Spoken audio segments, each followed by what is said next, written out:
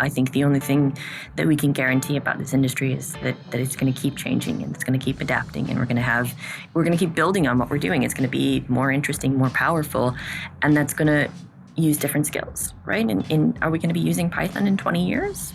Probably not. I mean, some people are still using Fortran, but hey, for the most part, no, there are trends, there are shifts in what we do. This is a big one. This is a big step change. Hi, Sarah. Thank you for joining us on the show. Great to have you here. Hi, Richie. Happy to be here. Brilliant. And I'd like to just dive straight in, talking about what are the use cases for generative AI, particularly for people who are working with data. Yeah, absolutely. I mean, I think the thing I'm actually really excited about it is for how many cases there are for not data. I think that may be one that we come back to, but I think it's really sort of democratizing fields that needed a lot of specialized knowledge before. The thing I'm really impressed with the latest version of generative AI is how well it can generate code. I mean, that was the big change for me. That was so impressive. I'm absolutely not a purist when it comes to coding. Like if you gave me a blank blank Jupyter notebook to code on and have a panic attack. The way I learned and the way I still function is to like take somebody else's code and hack it until it works for me. So this is an absolutely perfect thing for the way I code, because it's never right. It's never right to begin with, but it gets you so far along that first path right now that it's incredible. So yeah, the ability to manipulate code, the ability to, give it code and say, make this faster, make this more efficient, make it more Pythonic. I think that's incredibly exciting. The fact that you can just like feed it a data set and say, tell me what are the key features about this. I think that's incredibly exciting. But all the non-data use cases as well. So please help me write a presentation about this. Please help me, present this back to stakeholders. Please help me summarize this well. Suggest some good data visualizations on this data. There's just so many opportunities. That's brilliant. And I do find it interesting that it's actually kind of rare to be starting writing code from scratch. Quite often there's an existing code base that you want to work on. So just editing code written by GPT or whatever is very similar to writing code written by one of your colleagues. But that's not the way we teach it, right? Like we teach people, hey, here's a blank notebook. You need to structure your code from scratch. And I can't remember every import statement. I have to go and steal it from somebody else, or usually myself in an older version. Yeah, it's perfect. Absolutely. I'd love to talk about the non-data use cases later, but just for now, if we continue on the theme of data use cases, is there a difference about how different data roles are going to use generative AI? Yeah, I mean, obviously, if you're a data analyst, if you're sort of in a more code-heavy role, you're probably going to be generating a lot of code with it. If you're doing, summary analysis, there's so many first drafts you can get out of that. I think, there's so much in terms of all of the bits that support being a data scientist that aren't data and aren't coding. These are the things that you really have to teach that I wish somebody had told me as a young data scientist, that maybe half the job is actually the technical bit. The rest of it is working with stakeholders, getting it into production, writing the business case to support it, writing the presentation to say, hey, this is why you need to approve it in the go, no-go, all of that kind of stuff. And generative AI can help out with all of those aspects of it as well. In terms of non-technical use cases, reporting, project management, all of that, way to reword things, lesson plans if you're teaching at all, for example. It's just got so many opportunities.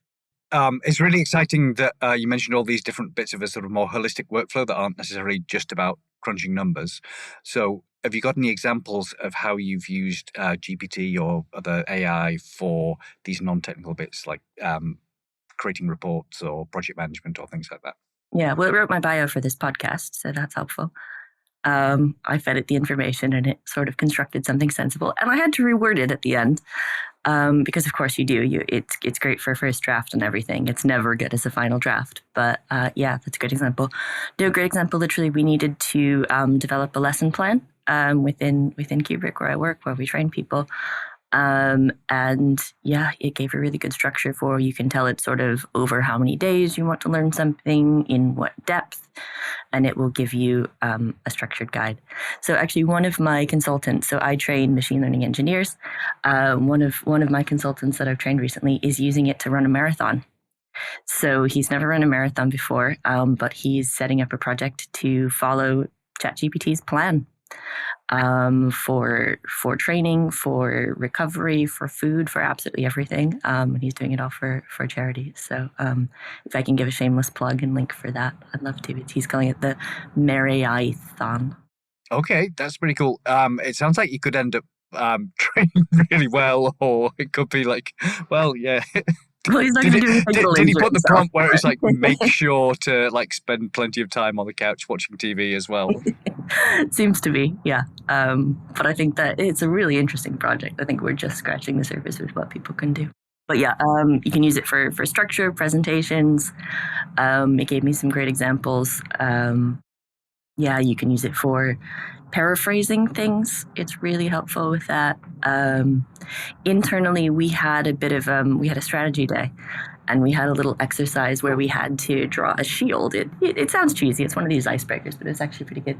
And you had to put different things in the quarters of the shield to, like, represent your life. So I had Dali draw mine, and it was really good. Far better than I could do with my design skills. Nice. I am kind of curious as to what went into your coat of arms then. It was what inspires you, which was love of learning. What are you proud of, which was speaking at a big industry event recently. What else was it? What challenges are you facing? I think I gave some sort of women in data kind of answer. And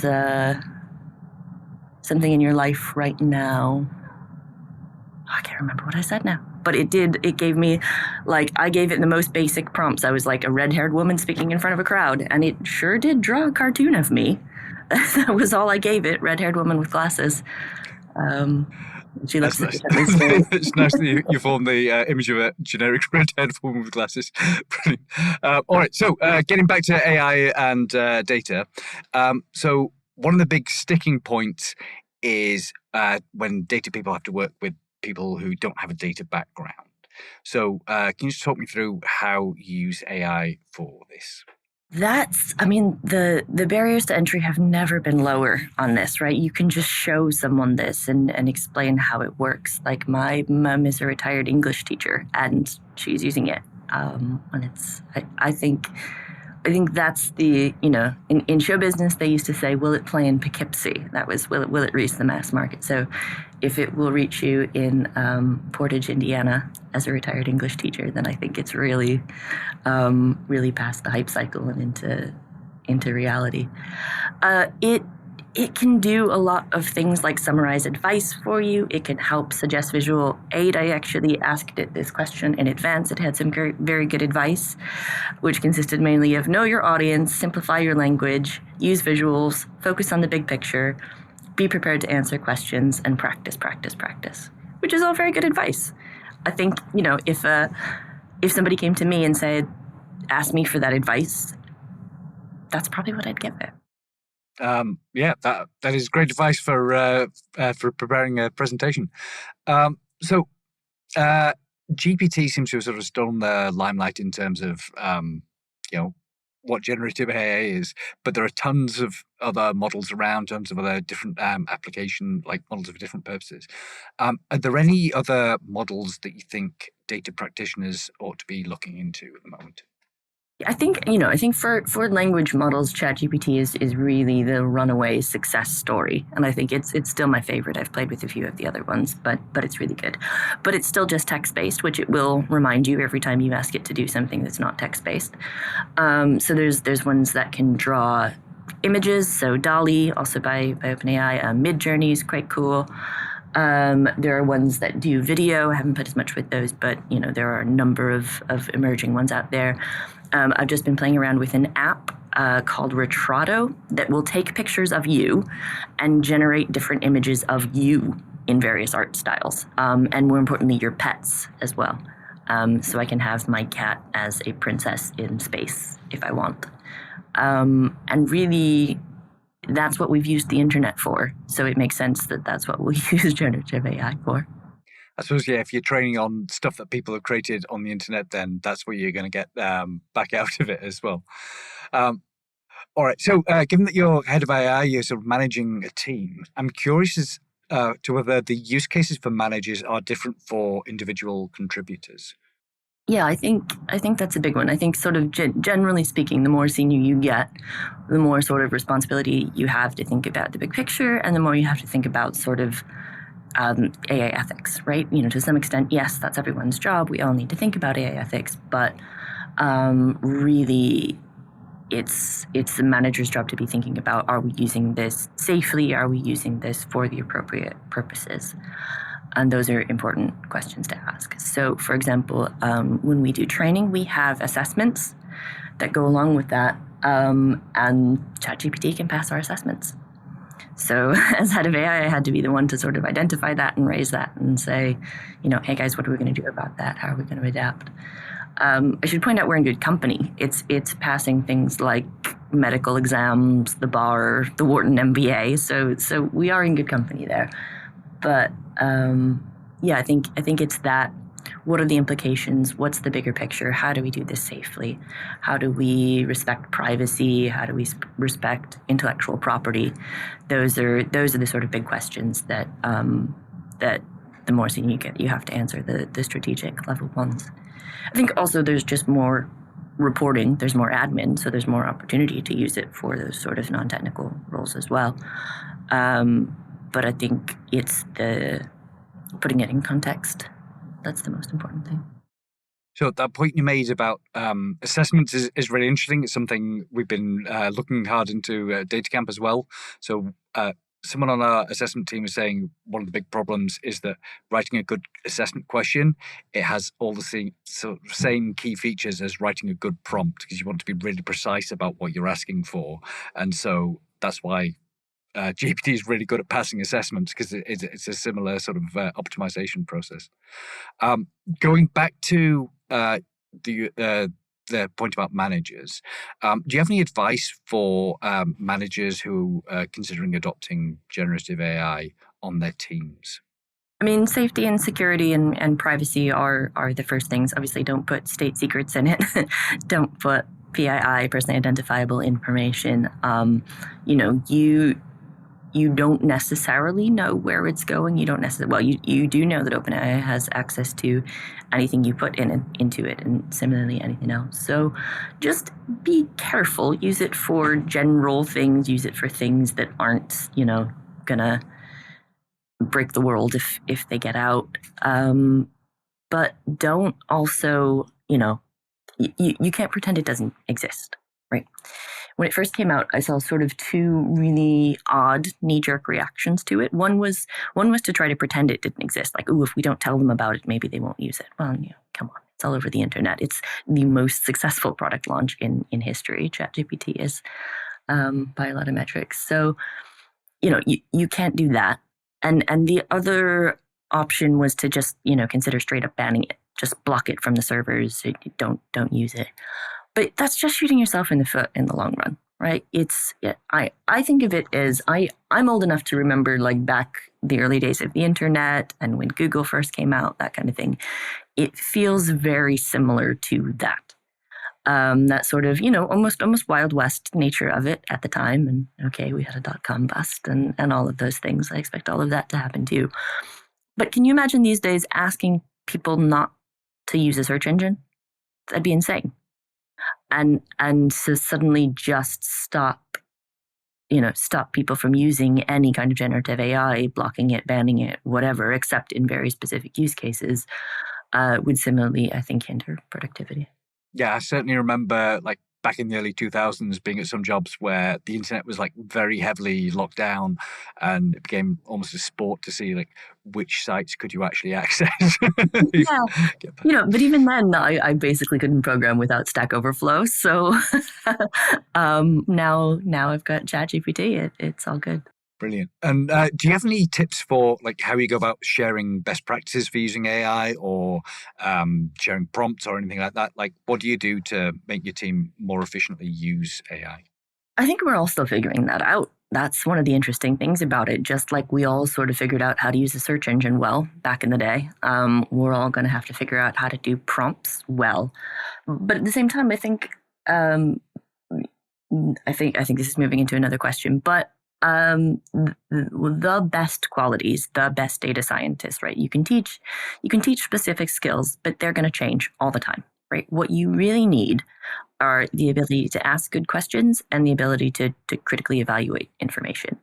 And with generative AI, that's the most important thing still. Asking good questions is another way of saying prompt engineering, basically. And again, like you were saying about assessments, the more sort of specific and detailed you can be in asking that question, the more specific and detailed your answer is going to be. And then, ChatGPT will, and all the generative AI, don't mean to pick on it specifically, will very confidently give you its answers, right or wrong. And being able to say, hang on, that makes sense, or that makes 80% sense, but I need to tweak this, or that's how it should work, but that's not how it works in practice. That's always been an important skill. And that will continue to be incredibly important here now that we use these tools more. Absolutely agreed. And just to push on this a little bit further, do you have any ways of making sure that people are critically thinking about the responses that they get? I like when you can tell when people have obviously used it and not edited at all. I do just often reply, "Thanks, ChatGPT," to that if you see it, if you see it in an online discussion. Um, any tips? I think just as you would with, okay, you've asked your friend who's sitting next to you, who's coding with you, who you know generally to be a good programmer, a good data scientist, sometimes they're going to be wrong. And don't just take everything at face value. If it's code, test the code. If it's critical information, then still consider looking up sources on that. Don't believe it's citations; it will hallucinate citations still. So it will assemble sort of plausible looking citations to research papers with names and sensible titles, but when you try and look them up on the archive, they don't exist. So trust but verify. That seems like good advice. I have to say, for data science use cases, I feel like I can usually tell whether something's been written by a human or by AI. But in some cases, like for things like sales stuff or marketing stuff, that stuff, even if it's written by a human, it often sounds like it was written by AI anyway. So it's much more difficult to tell. But I mean, we've always used templates for these purposes, right? Like I sort of genuinely believe if you're going to do something twice, you should probably automate it. And when it comes to like telling people stuff, writing it down is how we automate that. So I've always been a big fan of using like templates for, routine communication. Plug in the bits that you need and go. This is just templates plus attempting to fill in the blanks for you. That's a nice way of putting it. All right, so I'd like to talk a little bit about jobs, because I think there's a lot of fear that some jobs are going to be just completely replaced by AI. So I guess first of all, are there any tasks or roles that you think are going to be automated completely with generative AI? I think bits of jobs are going to be automated away. I don't know that entire jobs are going to be automated away. Again, just as we saw sort of in the early days of the internet, there were sort of scares about, ooh, will all brick and mortar shops close? Well, some did, but not all of them did. I still go shopping on the high street. I still like to look at stuff. There are still cases where, something physical is still better than what's online. So I think we're going to see a similar transition. Some stuff is going to disappear. We don't program using punch cards anymore. We don't do math using slide rules anymore. But we still program, we still do math. We're just using different tools to do it. So I think those jobs are going to shift rather than completely disappear. And hopefully it's the boring stuff that we get to automate away, and we get to focus on the interesting stuff, the fun stuff, the stuff that's going to make a difference in the world. Okay, so in that case, I'd like to talk about cases where you're having a human and an AI work together. So, do you see any particular cases where that's going to grow in popularity? Well, I mean, even the generative AI is that it's human in the loop reinforcement learning, and that's a pretty productive approach. I think we've definitely seen there have definitely been some studies about medicine where you know studies that show doctors using AI do so much better than either alone. I think that's the way forward. Are there any cases where you think you should just never use AI, that it should be blocked? I don't actually think you should never use AI. Again, I'm going to go back to the like, should you never look stuff up analogy. Of course not. If you're going to do anything, you're going to do research on it. And this is one of these tools to do research. You know, again, don't put the state secrets in. How can I best protect my nuclear bunker? Well, no, that would be insane. But there are lots of cases where it shouldn't do everything. But I think in your toolkit, you wouldn't say you can't. There are no parts of math where you can't use a calculator. Well, okay, there are parts where like a calculator is not going to help you that much. And similarly, there are going to be parts where generative AI is not going to help you that much. But are you really going to tell people, no, for very good reasons, you need to go back and use the slide rule now? I don't think so. There's probably like 3 slide rule enthusiasts listening to us right Yeah, now I going, mean, really, it's my favorite way of doing math. No, I think they're really cool. I have a lovely one, and it's a lovely tactile thing, and it's a great reminder of what we used to do. And I never used punch cards, but my physics department used old punch cards as like our scratch paper. So I have a fondness for it, right? And there probably is somebody running some fantastic hole punch machine. Well, and you can still use it for machine knitting, interestingly enough, or jacquard weaving. They still use very much hole punch technologies where a lot of that came from. But yeah, Fantastic. it's for the most part. I'm super into hand knitting, but for the most part, I still buy my socks commercially. All right. So the sort of recurring theme so far seems to be if you've got privacy or security problems, that's going to be the biggest blocker to using AI. Do you have any tips on how you might sort of reason about this, or how you might get around these blockers? I mean, for the most part, if it involves anything that can identify a human, think twice before you do it, right? Personally identifiable information is obvious things like names, ID numbers, things like that. But especially even combined, a lot of things are identifiable. So if you say that ginger American, especially in a certain tone of voice, I probably know you're speaking about me. So no, it is something really impressive. Like 95% of a data set can be de-anonymized in like 4 data points. It's really sort of shocking. So be really careful about putting information about people into it. I think that's the biggest thing to say. And then anything you wouldn't want on the front page of a newspaper, I think that's always a good test for AI ethics. If it comes out, Sarah writes a model that I don't know, says rude things about ginger Americans, then just don't. If it got out, if you wouldn't want literally everybody and their next door neighbor to read it, don't put it in a public facing tool. Okay, so really is about just think about what are the impacts going to be if this becomes public, or if you get a wrong answer. Yeah, and obviously, well, you should know if you're dealing with anything that has a security clearance or intellectual property implications, etc. I think those are pretty obvious. Don't use it cases. And I'm hoping most companies and organizations have some kind of guidelines on what are the important bits of data that ought to be kept secure. So maybe those are the ones you keep away from AI. Yeah, but I think you also know. I mean, I would be shocked if very many companies have updated their security policies in light of this revolution. I mean, this has only been out since November 30th, 2022. This is when it all really took off. Obviously, bits of it existed before then, but I think that's the sort of key date in all of this. So I'd be shocked if companies have kept up with it. I know certainly regulation has never kept up with it. That's always been a problem when thinking about AI ethics and data privacy and concerns like that.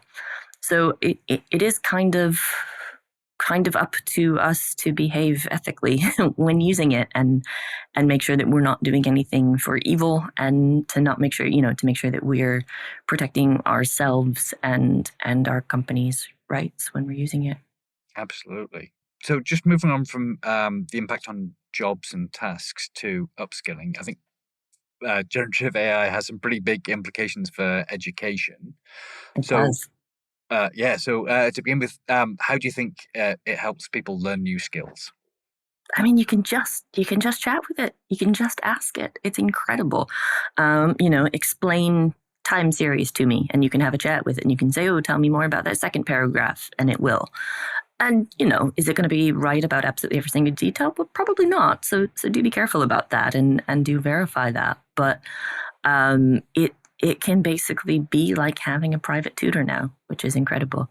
I'm a big fan of Duolingo for language learning. I'm on it all the time. I'm learning far too many languages, and what they've done with it, I think, is incredibly impressive. You can do really sort of tailored learning. I think this is a thing we know about education in general, right? Is that really focused practice on the areas that you're getting wrong is what helps you upskill rapidly.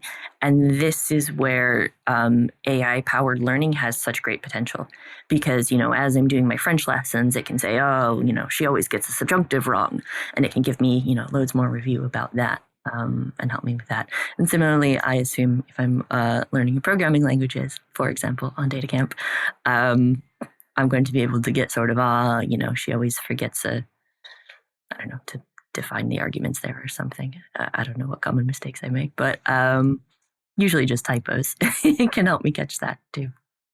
So the idea of personalization, so being able to figure out what is this particular learner doing wrong, seems really powerful. It really Um, is. Absolutely. Are there any other sort of areas where you think, okay, this is a game changer, where this is going to really improve people's learning performance? Yeah, I hope so. I mean, if you've ever sat through like really standardized, boring corporate learning, you really hope that it gives you something other than that PowerPoint presentation with a bad quiz at the end. We've all done that. Like, there are things that we have to do regularly for very good reasons. Things like anti-bribery and corruption training.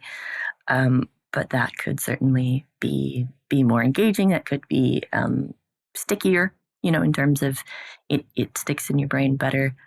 I think, yeah, that level of personalization, interactivity, adaptability, that's something that I think in the past, for the most part, you would have had to work with someone really directly in a small group to get.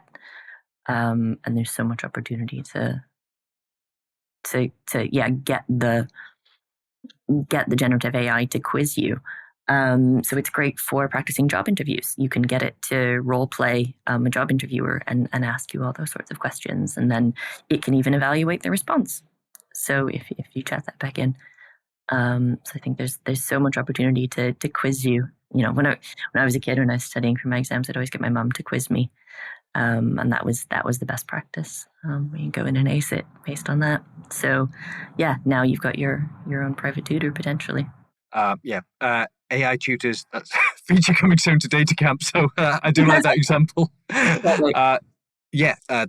very nice. The idea of being able to converse with someone, practice your conversations, that does seem a very powerful way of learning. So just on a related note, does the fact that you can use AI, does that change the skill set that you need, particularly for data analysts and data scientists? I mean, it does. But again, I still think those most important skills are always asking the right questions and critically evaluating information. And so that just makes those even more important. Because asking good questions is kind of another way to say prompt engineering. So in terms of technical skills, like if AI can generate your code, does that change your relationship with how you learn about coding? I think there's just less sort of rote memorization. that has to happen. But again, in my career, I have seen this progression that has happened, right? It used to be back in the day that if you were writing some complicated thing in C or C, C++, whatever, like during my PhD, you had to code in those equations by yourself, right? You had to have that math, you had to code that in specifically, and okay, that made the code run way faster. Potentially, there were good reasons to do that. Nowadays, we don't do that anymore. We use Python packages if we're programming in Python, right? Somebody's done that function for me. I don't need to write a neural net from scratch. I'll go off and use TensorFlow or PyTorch or whatever, right? So it's just the next level of abstraction. We were already sort of getting there with, I think, I thought the next step up from packages was going to be sort of pre-trained models, and to some extent, this is that because it's trained on the entire internet. But I think it's just that next level of abstraction up. And why wouldn't we, when appropriate, use the more powerful tool to do that? I definitely agree with that. I'm wondering, because this is also built on deep learning, and the whole area seems like really important. You need a few people to understand what's going on. Do you think these sort of natural language processing skills or deep learning skills are going to become more important, or is it just, well, this is all done for you, we don't need that? It depends on what you want to do. If you just want to use the outputs of these things, then no, I don't need to know how a search engine works to trawl the internet. But if you want to work with it, if you want to be on the cutting edge of technology, if you want to be adapting it, if you want to be, making your own tools with it, then I think, yeah, absolutely, natural language processing and deep learning are some of the most important skills. Those are, especially thinking about just text-based models. If you're thinking about, do you want to do image generation? Do you want to do video generation? Then you need, obviously, on top of that, computer vision skills. But you do still need some NLP because it has to be able to interpret prompts. So yeah, it will be there. But again, how many of us are really writing our own Python packages these days rather than using that output to write the code? I think there's a parallel there as well. Okay, that seems like sensible advice. And so I'm wondering, in general, how does the existence of generative AI change your decisions when you are trying to hire data professionals? Oh, that's interesting. If they didn't know what it is, they've clearly been living under a rock. So I think that's genuinely true, that because you do want people to be able to, be aware of trends in the industry and have ideas and opinions about where things are going. So I think people having an awareness of it and people having interesting insights on how to use it, I think those are probably great interview questions. But again, I'm still always hiring for, can you ask good questions? Can you critically evaluate the responses? Are you creative? Can you learn quickly? Can you adapt quickly? All of that's in practice now. You need to do all of that. You need to do it to just successfully use the tool, full stop, but also to be able to adapt to a changing workplace that's going to integrate tools like this more and more. Excellent. Has it changed the profile you might look for, or are there any new skills that you think are more important now? I do think NLP and deep learning are going to become more and more important. I think that's absolutely the right shout on that. But I think individual skills and technologies change a lot, and you can learn them, and you need to be constantly learning.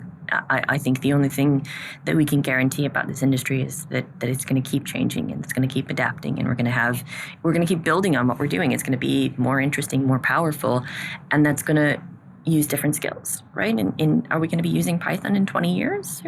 Probably not. Some people are still using Fortran, but hey, for the most part, no. There are trends, there are shifts in what we do. This is a big one. This is a big step change, but the core skills, are you logical? Are you creative? Are you pragmatic? Can you, make things make sense? Those are the sort of more fundamental skills rather than specific technologies. Because I can go do a data camp course tomorrow and refresh myself on time series if I need to. That's not the point. It's do I know how to find that information? Do I even know how to ask questions about this? Like, hey, what kind of a problem am I talking about? That's a more important question to ask than what specific piece of technology or how do I write these 5 lines of code about it. Framing the problem, thinking about how to solve it, how to communicate the results at the end of it. That's always going to be more important than a specific skill. One thing you've mentioned a few times is the idea of prompt engineering.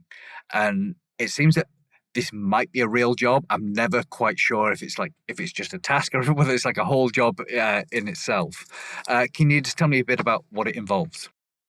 Yeah, I mean, prompt engineering is another way of asking the right question. I think there are tricks to getting it to do what you want. So giving it context again, but a lot of these things are just good advice for how to tell a human to do stuff as well.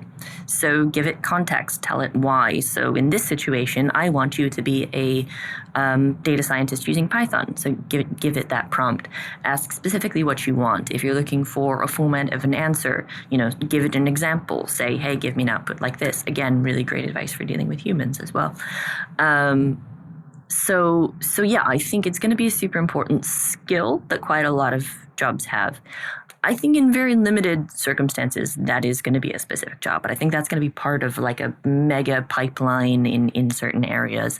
I think like you do see, search engine optimization, I think is again a good comparison. Is that the job title? In a lot of cases, probably not, right? But if you have a marketing role, that's probably an essential skill. And in a big enough, specialized enough organization, you might have someone where their only job is that. But I think it's more and more a skill we all need. But it's a skill we can still all use because, again, for dealing with humans, giving context, saying explicitly and clearly what you need, giving an example of what good looks like, still all really great advice. Excellent. So maybe a job in big organizations, but otherwise it's just a skill everyone needs. Well, how to search stuff on the internet right now is a skill that everyone needs, right? How to phrase that question properly, how to sort through all the crap, how to ignore the ads, how to do all of that. We don't even think of those as skills anymore. But 20 odd years ago, we were all figuring this out for the first time.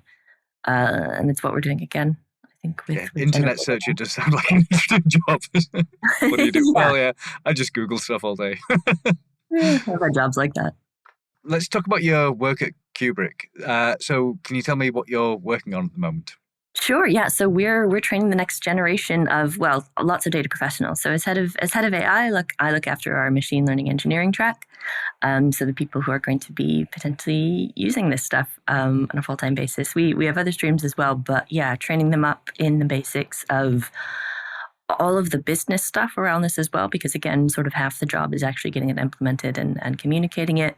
Training them up with the basic skills that we need, and then sending them out to client sites and supporting them out there using machine learning skills. So we're spending a lot of time, obviously, talking about this new revolution in AI and how interesting it is. Yeah, lots of good conversations. Lots about obviously around the assessments. We had some pretty serious assessments that were, a couple of weeks after ChatGPT dropped, and we ran the exam through it. Those days, it was passing it at good marks rather than incredibly perfect marks. But it was having an honest conversation with them about look, this is you can do this. It can answer the questions. We're not going to lie to you. We're not going to hide that from you. But you're not going to get the benefit of really being able to challenge yourself and really being able to test yourself. If you use it to effectively collaborate, right? Because rather than it sort of copying from someone, right? The equivalent, I think, of using ChatGPT on exam is closer to collaborating with a human. It's closer to sort of plagiarism than I have automated something. So setting expectations around that has been a really interesting discussion. We always talk about AI ethics, and I think the AI ethics of this is a big one as well. All those same questions about privacy and security, but also, where is it going? They're all worried about, is this still the right thing to train in? Are we going to have jobs at the end of this? And yeah, I actually think it's more important than ever. Yeah, it's a thorny issue. The idea of using AI for assessment, because it's kind of cheating. But if it's something you're going to use in your job, then maybe it's something you want to be able to use when you're passing your Well, assessment as well. exactly, because I was a hiring manager at a bank. I worked at one of the world's largest banks, and it drove me crazy when we would get young data professionals who would join us and would insist on doing absolutely everything from scratch with no collaboration, because that was how you're supposed to do it in school and university. But that's not what I want you to do on the job site. Like, if you can ask Bob next to you and Bob can say, yep, this is how you do it in 5 minutes, or if you can find it on Stack Overflow, I would much rather you do that than spend 2 days hashing it out for yourself less efficiently.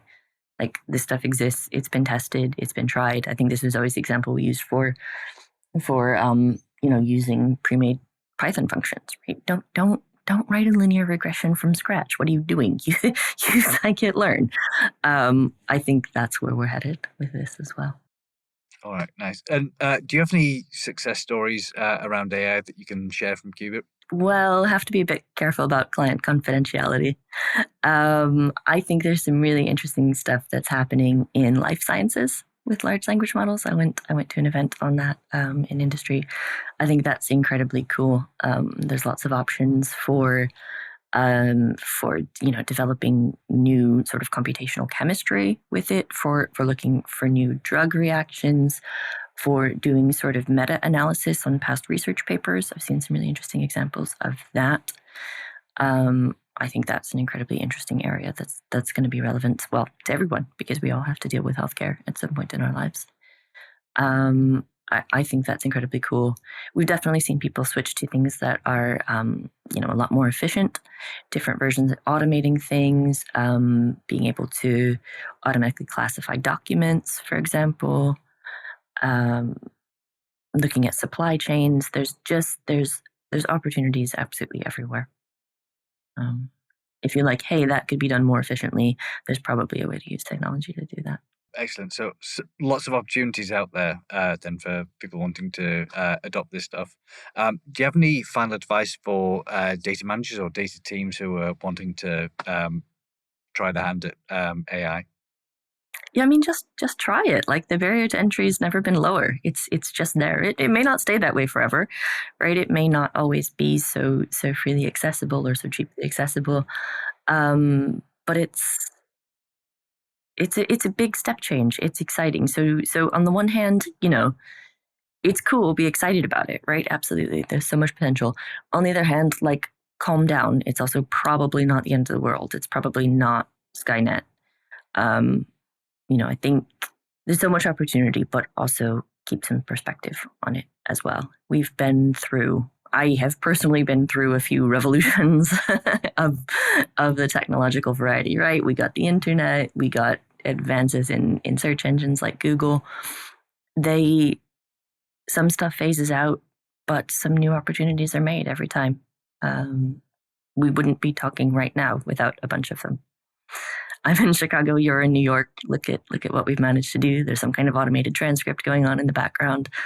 I couldn't have imagined that 20 years ago.